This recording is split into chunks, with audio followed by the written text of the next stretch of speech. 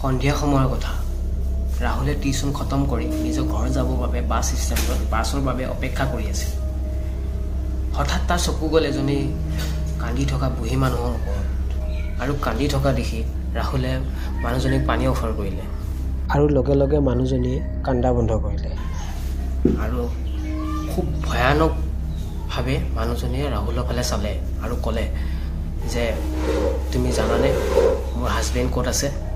যদি জানা এতিয়াই কৈ দিয়া, নহ'লে তোমাৰ লগত বহুত বেয়া হ'ব। তেতিয়া ৰাহুলে ভাবিলে এইজনী পাগল নেকি?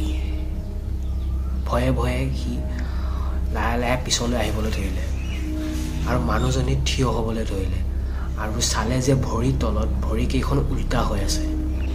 মানুহজনী মাটিৰ পৰা কিছু ওপৰত হাৱাত উৰি থকাৰ নিচিনা হৈ আছে আৰু ৰাহুলে ভয়ে ভয়ে পিছলৈ গৈছে। আহি সি পানী বটল তাতে পেলাই সি তাৰ পৰা পলাবলৈ ধৰিলে।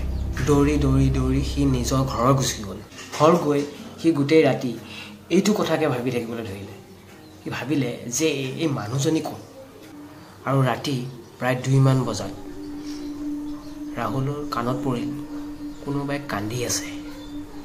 সি চকু মেলি চাই দেখিলে যে সেই বুঢ়ী মানুহজনী পানী বটলটো হাতত লৈ তাৰ ফালে চাই চাই ওপৰত চিলিঙৰ ওপৰত কান্দি আছে। সি আচৰিত।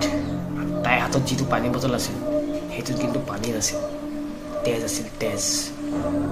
আৰু তাই খুব ভয়ানকভাৱে চাই ৰাহুলৰ ফালে জঁপিয়াই পৰি ৰাহুলৰ গাত আৰু জঁপিয়াই পৰি তাইক ডিঙিত ধৰি ল'লে আৰু এনেকুৱাকৈ ক'বলৈ ধৰিলে যে তই মোক হাজবেণ্ডক মাৰিলি, তই মোৰ হাজবেণ্ডক মাৰিলি। এনেকুৱাকৈ ধৰিলে যে তাক মাৰি পেলাব।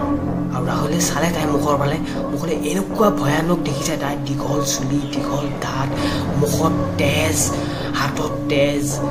চাই ৰাহুল আচৰিত, বহুত আচৰিত। কি হৈ আছে মোৰ লগত? সি একো ধৰিব পৰা নাই। কি হ'ব এতিয়া মোৰ লগত? মোক খায়ে পেলাব, মোক মাৰিয়ে পেলাব, এনেকুৱা এটা চিটুৱেশ্যন হৈ আছে।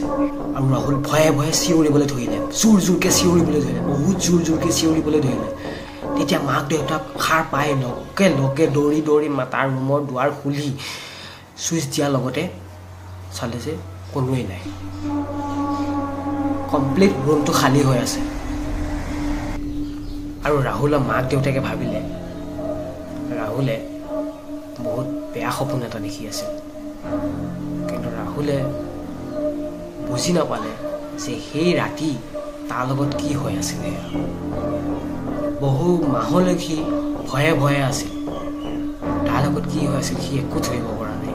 আৰু সি টিউচনো বাদ দিলে আৰু সেই বাছ ষ্টপলৈ কোনো দিন সি আৰু ঘূৰি নগ'ল। সি গম নাপালে যে তাৰ লগত কি হৈ আছিল, সেই মানুহজনী কোন আছিল। গতিকে ভিডিঅ'টো কেনেকুৱা পালে মোক জনাব, কমেণ্ট কৰিব, শ্বেয়াৰ কৰিব আৰু ভাল পালে ছাবস্ক্ৰাইব কৰিব। Thank U.